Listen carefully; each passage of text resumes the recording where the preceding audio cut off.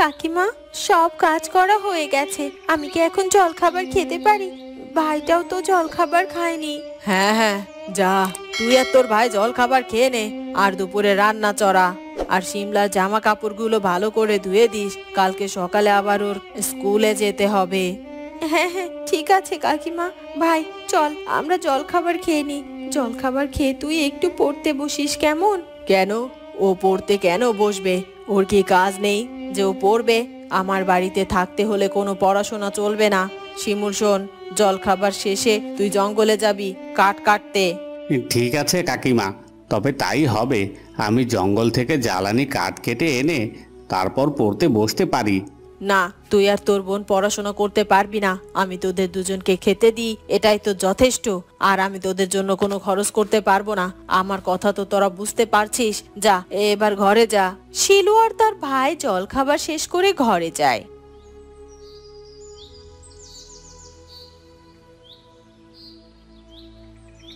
শোন শিলু, আমার স্কুলে জুতাটা একটু পরিষ্কার করে দিস তো। দেখিস ভালো পরিষ্কার করিস, কিন্তু জুতাটা আবার নোংরা করে ফেলিস না। গিন্নি, কই গো, এদিকে একবার এসো তো। শিলুমা, আমাকে এক গ্লাস জল দিস তো, অনেক তেষ্টা পেয়েছে। আজকে ব্যবসা ভালো হয়েছে, বুঝলে তো গিন্নি? হ্যাঁ গো, ব্যবসা তাহলে ভালোই চলছে। বাড়িতে ফেরার সময় কিন্তু বাজার করে আনতে ভুলো না। কাকা বাবু, এই নাও তোমার জলখাবার। হ্যাঁ রে মা, দে, জল খেয়ে একটু গলাটা ভেজাই। শিমলার মা, শিমলাকে তো দেখছি না, কোথায় শিমলা? শিমলা তো ঘরেই, ঘরে বসে বসে মেয়েটা পড়াশোনা করছে। শিলু, এখানে দাঁড়িয়ে কি করছিস? যা, গিয়ে কাজ কর। খালি কাজে ফাঁকি দেওয়ার সুযোগ খুঁজিস, তাই না? শিলু মন খারাপ করে সেখান থেকে চলে যায়। ওদিকে শিমুল জ্বালানি কাঠ কেটে নিয়ে বাড়িতে ফেরে। হ্যাঁ গো শিমলার মা, ওদের দুই ভাই বোনের সঙ্গে তুমি এত খারাপ ব্যবহার কেন করো? ওরা তো সারাদিন তোমার কাজ করে, তুমি যখন যেটা বলো ওরা তখন সেটা তোমার করে দেয়। তারপরও তুমি কেন ওদের সঙ্গে এত খারাপ ব্যবহার করো? ভুলে যেও না, যে জায়গার উপর আমরা বাস করছি সেই জায়গা ওদের। বাপ মা মরা ছেলে মেয়ে দুটোর উপর এত অন্যায় তুমি ঠিক করছো না। শিমলা শোন, আমাদের ওদের দুই ভাই বোনের কাছ থেকে জায়গা জমি লিখে নিতে হবে। তারপর ওদেরকে ঘাড় ধাক্কা দিয়ে বাড়ি থেকে বের করে দিতে হবে। হ্যাঁ মা, তুমি ঠিকই বলেছ। এইভাবে বেশ কয়েকদিন কেটে যায়। মা, ও মা, তুমি কি আমার গলার হারটা দেখেছো? আমি না আমার গলার হারটা খুঁজে পাচ্ছি না। কোথায় রেখেছি যে মনেও করতে পারছি না। তুমি একটু খুঁজে দেখবে? শিলু, এই শিলু, তুই কি আমার গলার হারটা দেখেছিস, নাকি তুই চুরি করেছিস? না না শিমলা, আমি তোমার হার চুরি করতে যাব কেন? আর আমি তো তোমার হার কোথাও দেখিনি। তাহলে আমার মেয়ের হারটা কোথায় গেল? তুই না নিলে কোথায় যাবে? তুই শিমলার হারটা চুরি করেছিস। হ্যাঁ মা, তুমি ঠিকই বলেছ। শিমলা ছাড়া আর কে যায় আমার ঘরে? তুই তো আমার ঘর গুছাস, তাছাড়া তো কেউ ঢোকে না আমার ঘরে। তাই তুই আমার হারটা নিয়েছিস। বের কর, বের কর বলছি। না না শিমলা, আমি তোমার হার সত্যি চুরি করিনি। কাকিমা, আমি শিমলার হার সত্যি চুরি করিনি গো, তোমরা বিশ্বাস করো আমাকে। সত্যি এই ধরনের কাজ আমি করতেই পারি না। হ্যাঁ, আমি ভেবেছিলাম ওই হারটা পরেই আজকে স্কুলের একটা অনুষ্ঠান আছে, সেখানে যাব। কিন্তু তুই ওই হারটা হিংসে করে আমার কাছ থেকে চুরি করে নিয়েছিস। বের কর, বের কর বলছি, ভালোই ভালোই, না হলে দেখ তোর কি করি। এ কথা বলে শিমলার মা মিলে শিলুকে ধরে মারতে থাকে। শিলুকে মারতে মারতে শিলুর কাকা বাবু চলে আসে। এই কি কি হয়েছে? তোমরা দুজন শিলুকে কেন মারছো? ছেড়ে দাও, ছেড়ে দাও বলছি। মারবো না তো কি করব? ওদেরকে আদর করব, তাই না? কি করেছে তুমি জানো? শিমলার হারটা চুরি করেছে। ভালোই ভালোই বের করে দিতে বলো। কাকা বাবু, বিশ্বাস করো, আমি শিমলার হার চুরি করিনি। আমি জানি না শিমলার হারটা কোথায় আর কেই বা চুরি করেছে। আচ্ছা, শিলু যখন বলছে যে ও চুরি করেনি, তখন কেন মেয়েটাকে মারধর করছো? একবারও ঘরটা খুঁজে দেখতে পারতে। আমারও মনে হচ্ছে ও এই কাজটি করতে পারে না। হ্যাঁ হ্যাঁ বাবা, তুমি ঠিকই বলেছ। মা চলো ওর ঘরটা খুঁজে দেখি। এরপর সবাই মিলে শিলুর ঘর খুঁজতে থাকে। খুঁজতে খুঁজতে শিমুলের ব্যাগে হারটি পাওয়া যায়। হারটি দেখে শিলু আর শিমুল অবাক হয়ে যায়। ভাই, তুই চুরি করেছিস? তোর ব্যাগে এটা কি করে এলো?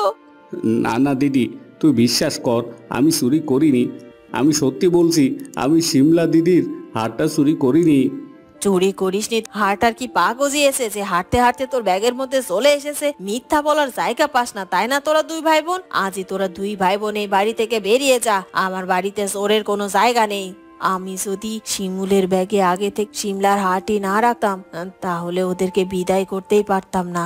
এসব দেখে শিলুর কাকা বাবুর মুখে আর কোনো কথা নেই। শিমুল আর শিলু কাঁদতে কাঁদতে বাড়ি থেকে বেরিয়ে যায়। হাঁটতে হাঁটতে তারা গভীর জঙ্গলে চলে যায়। কখন যে বেলা গড়িয়ে সন্ধে নেমে এসেছে তারা বুঝতেই পারে না। দিদি, এই দিদি, দেখ না চারিপাশটা কেমন অন্ধকার, কিছুই তো দেখা যাচ্ছে না। আমরা কোথায় যাব? আমরা তো এই জঙ্গলের মধ্যেই ভালোভাবে ভেসে গেলাম।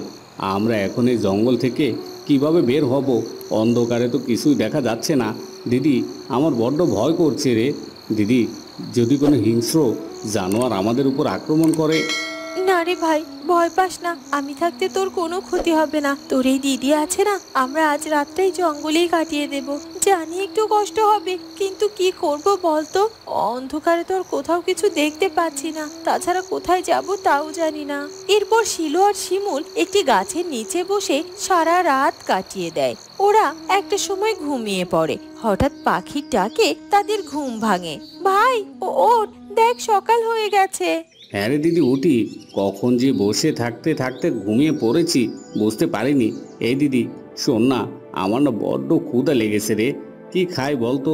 কাছে তো টাকা পয়সা কিছুই নেই, খাবারেরও কোনো কিছু নেই। তাই তো রে ভাই, আমারও তো বেশ খিদে পেয়েছে, কিন্তু কি খাবো বলতো? একটা কাজ করি, চল চল আমরা জঙ্গলের মধ্যে দেখি কোনো ফলের গাছ টাছ পাই কিনা। তারপর তারা দু ভাই বোন জঙ্গলের মধ্যে খাবারের সন্ধানে ফলের গাছ খুঁজতে থাকে। হঠাৎ শিমুলের চোখ যায় একটি ফলের গাছের উপর। দিদি, দিদি, দেখছিস? ওই দেখ, ওখানে একটা ফল গাছ। আসবি তো? দেখ কত ফল ধরে আছে। হ্যাঁ তাই তো দেখছি, ফলটি পেড়ে খেয়ে দেখি। এরপর তারা সেই গাছটি থেকে বেশ কিছু পাকা ফল পেড়ে খেয়ে নেয়। দিদি, একটা কাজ কর, পরে আবার খাওয়ার জন্য কটা সবেদা নিয়ে নেই আমরা। যখন আবার খিদে লাগবে তখন তাহলে খেতে পারবো। এরপর তারা সেই ফল খেয়ে কিছু ফল সঙ্গে করে নিয়ে যায়, আর তারা দুই ভাই বোন আবারও চলতে থাকে। এরপর বেশ কিছুদিন কেটে যায়। তারা দু ভাই বোন মিলে জঙ্গলে একটা কুঁড়ে ঘর তৈরি করে আর সেখানে থাকতেই শুরু করে। জঙ্গলের ফল ফলাদি খেয়েই তাদের জীবন কাটতে থাকে। প্রহরীরা, কিছু প্রহরী এদিকে যাও, আর কিছু প্রহরী আমার সাথে আসো। আজকে যে করেই হোক শিকার করতে হবে। তারপর হঠাৎ শিকার করতে করতে রাজপুত্রের চোখ যায় শিমুলের উপর। শিমুল জঙ্গলে পশু পাখিদের সঙ্গে খেলা করছিল। এই ছেলে, শোনো, তুমি এই গভীর জঙ্গলে কি করছো? আর তোমার বাড়ি কোথায়? তুমি একা একা জঙ্গলের পশু পাখিদের সঙ্গে খেলাধুলা করছো, ভয় করছে না? আসলে ভয় করছে না, আমি আর আমার দিদি এই জঙ্গলেই থাকি। এখানকার সব পশু পাখি আমাদের চিনে। কিন্তু আপনারা কারা, আর এই জঙ্গলে কি করতে এসেছেন? ও আচ্ছা, তাই বলো। তো তোমাদের এই জঙ্গলে থাকতে ভয় করে না? তোমার দিদি কোথায়? ওনাকে তো দেখতে পাচ্ছি না। আমরা এসেছি এই জঙ্গলে শিকার করতে। তুমি কি আমাদের তোমার বাড়িতে নিয়ে যেতে পারবে? শিকার করতে করতে অনেক ক্লান্ত হয়ে গেছি, না হয় তোমাদের বাড়িতে একটু বিশ্রাম নিতাম। হ্যাঁ হ্যাঁ, চলেন। জানেন তো, আমার দিদি অনেক ভালো। আপনাদের দেখলে আমার দিদি অনেক খুশি হবে। আসুন তাহলে। শিমুল ও রাজপুত্র তাদের সাথে থাকা সৈন্যদের নিয়ে যায়। দিদি, দিদি, দেখ কারা এসেছে আর কাদেরকে নিয়ে এসেছি। দিদি, এই দিদি, কই গেলি? আসি রে ভাই, দাঁড়া, কাকে নিয়ে এসেছিস? এ কথা বলে শিলু বাইরে বেরিয়ে আসে। বেরিয়ে আসতে দেখে রাজপুত্র এবং রাজসৈন্যরা। এ কি, আপনারা কারা? এই জঙ্গলে কি করছেন, আর কেনই বা এখানে এসেছেন? আমি হলাম অচিনপুর রাজ্যের রাজপুত্র। এই জঙ্গলে এসেছি শিকারের সন্ধানে। শিকার করতে করতে তোমার ভাইয়ের সঙ্গে দেখা হয়, তাই ভাবলাম তোমাদের এখানে একটু বিশ্রাম নেওয়া যাক, এই ভেবে এখানে আসা। তবে তুমি ভয় পেও না, তুমি না চাইলে আমরা এখানে থাকবো না। এই সবাই চলো। ও আচ্ছা, এই কথা, থাক, আপনাদের যেতে হবে না, কিন্তু কোথায় যে বসতে দেই? থাক, আজকে আর বসবো না, অন্য কোনো দিন হয়তো এসে বিশ্রাম নিয়ে যাব। বেলা চলে যাচ্ছে, রাজ্যে যে আবার ফিরতে হবে। আসি তবে, এই সবাই রওনা দাও। রাজপুত্র আর সৈন্যরা সেখান থেকে রাজ্যে ফিরে যায়। রাজ্যে ফিরে রাজপুত্রের যেন কোনো কিছুতেই মন বসে না, শুধু অস্থিরতা কাজ করে তার মধ্যে। রাজপুত্র মনে মনে প্রথম দেখাতেই শিলুকে পছন্দ করে ফেলেছিল। পরদিন রাজপুত্র একাই বেরিয়ে পড়ে শিলুর সাথে দেখা করার জন্য। একে রাজপুত্র, আপনি আবার আজকে এসেছেন, আর আজকে একা একা এসেছেন? আসলে তোমাদেরকে দেখতে এসেছি। কেমন আছো তোমরা? আর তোমার ছোট ভাইটি কোথায়? ওকে তো কোথাও দেখছি না। আচ্ছা, তোমাদের বাবা মা কেউ নেই? না, আমাদের বাবা মা নেই। আমাদের বাবা মা অনেক আগেই মারা গেছে। এই পৃথিবীতে আমাদের কেউ নেই। আমাদের এক কাকা কাকি ছিল, তারাও আমাদের বাড়ি থেকে বের করে দিয়েছে। তাই আমরা দু ভাই বোন জঙ্গলেই থাকি।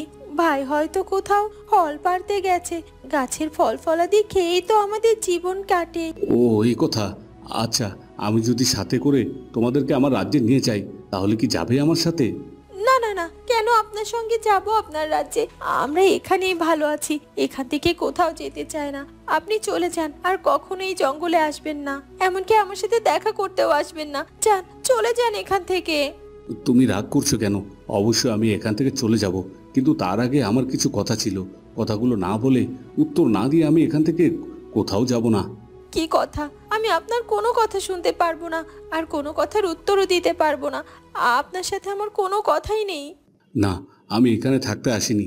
চলে তো যাবই, তবে আমার মনের কথা না বলে এখান থেকে আমি কোথাও যাব না। জানি না আমার কি হয়েছে, আমার রাজ্যের মন বসছে না। খালি তোমাকে দেখতে ইচ্ছে করছে। আমার মনটা তো তোমার কাছে পড়ে আছে। আমি তোমাকে ভালোবেসে ফেলেছি। আমার তোমাকে প্রথম দেখাতেই ভালো লেগে গেছে। আমি তোমাকে বিয়ে করে আমার রাজ্যে নিয়ে যেতে চাই। না না না, এটা কিছুতেই হতে পারে না। আমি আপনার সঙ্গে আপনার রাজ্যে যেতে পারবো না, আর আপনাকে বিয়েও তো করতেই পারবো না। আমি যদি আপনাকে বিয়ে করি, তাহলে আমার ছোট ভাইটার কি হবে? আপনি এখান থেকে চলে যান। আমি আপনাকে বিয়ে করে সুখী হতে পারবো না। না না, তুমি ভুল ভাবছো।